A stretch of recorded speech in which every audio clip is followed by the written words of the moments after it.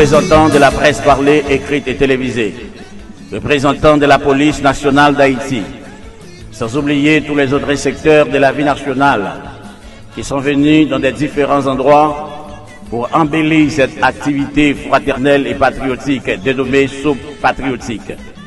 Sous cette bise qui caresse le rouge flamboyant, au gazouillir des oiseaux, au murmure des feuilles agitées dans la nature bigarrée de couleurs, à la lumière dorée du matin, j'ai les cœurs sur les lèvres pour vous saluer patriotiquement.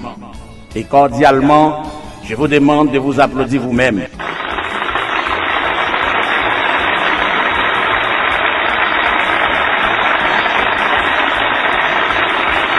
Sur la place d'armes du Cap-Haïtien, qui nous rappelle les mauvais goûts de la colonisation française, en présence de cette manifestation patriotique de toute sincérité, mon cœur a tressailli d'angoisse et la parole est impuissante à exprimer les sentiments d'une profonde inquiétude face à ce cataclysme produisant par l'explosion d'une bombe d'insécurité pluridimensionnelle et sans oublier la plus grande humiliation du siècle pour le peuple haïtien. Ce scénario toxique, organisé, planifié par la communauté internationale, mis en scène par des politiciens sans vergogne, Boula Tchaladou, qui prennent plaisir à tout prix de vendre Haïti aux étrangers pour un plat de nourriture, comme Esaïe lui-même a vendu son droit d'aînesse à son petit frère Jacob. Transporté étant dans mon imagination riche et abondante, je ne vois pas quelle expression de souhait, de nouvel an, devant approprier à ce grand jour emblématique et historique pour le peuple haïtien. Je cherche encore mes envers. La vie misérable, humiliante du peuple haïtien est faite par les contraintes géopolitico et diplomatiques. Car, après avoir célébré la fête de l'indépendance de l'île d'Haïti au Gonaïves, le 1er janvier 1804, depuis lors, Haïti s'est enfoncé de jour en jour dans une lutte perpétuelle manipulée par les empires occidentaux. Concitoyens, concitoyennes, chers compatriotes de la diaspora haïtienne, la colonisation française, jusqu'à présent, a laissé des séquelles, dont les plus faibles sont piétinés, maltraités, humiliés et les plus exploités dans notre société. Puisque, après la colonisation, des nouveaux libres, qui sont devenus le plus souvent des nouveaux riches, se comportent en colons et dirigent comme bon leur semble. Aujourd'hui encore, en plein XXIe siècle, soi-disant l'ère démocratique, c'est le même scénario qui se répète sur la pelouse socio-politique et économique du pays.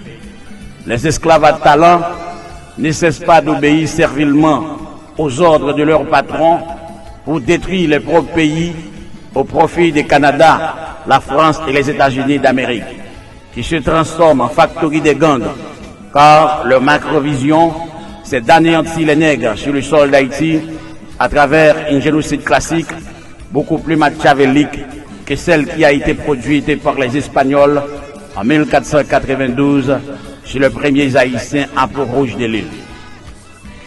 Les scientifiques d'entomologues, Entomos Logos, études scientifiques des insectes, arrivent à identifier plusieurs catégories d'insectes.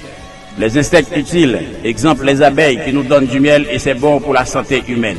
En deuxième catégorie, les insectes nuisibles, exemple les anophèles, c'est une espèce de moustique pouvant vous transmettre de la malaria et produisant également de la chikungunya.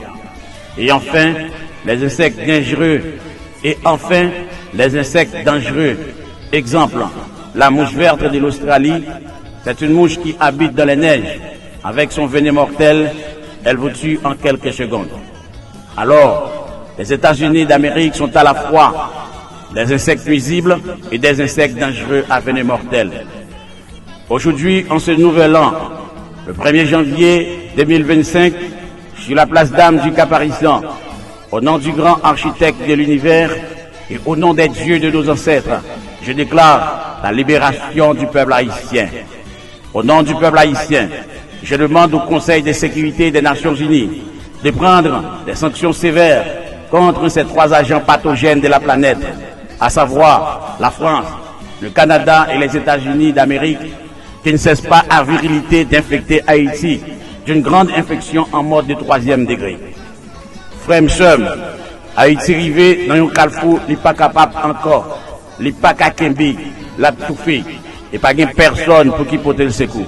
Ça qui pire de là, sans ancêtre nous y ont coulé dans la rivière Massacre, dans la guerre Savannah, pour te faire États-Unis trouver fierté et dignité. C'est même Anaconda ça, qui mettait de l'eau dans j'ai en pile famille haïtienne dans la Koulakaï. Dans la Koulakaï, c'est trahi. Dans la Koulakaï, c'est réel dans Makorel. Dans la Koulakaï, pas ni fête Noël, ni fête indépendance, ni culture la caille, mes amis, à la trahi. Peuple haïtien, lorsque les vagues ont des heures de colère et qu'elles semblent déchaîner comme les chevaux de l'Apocalypse, ne vous inquiétez pas, c'est la clarté du jour qui vous arrive.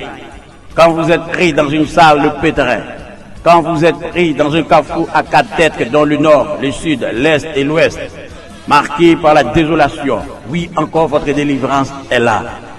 La jeunesse d'Haïti, gonflez toutes vos forces pour enlever les rideaux de fer colonial au seuil de la porte de 2025. Luttons ensemble pour déchouquer Rakoko, ce système de merde qui a été conçu par les empires occidentaux, géré par la classe tatouko haïtienne. Frère Maxime Yo, l'État mettez-nous dans un mauvais état, dans un État qui est toujours en état, dans un coup d'État, avec département d'État.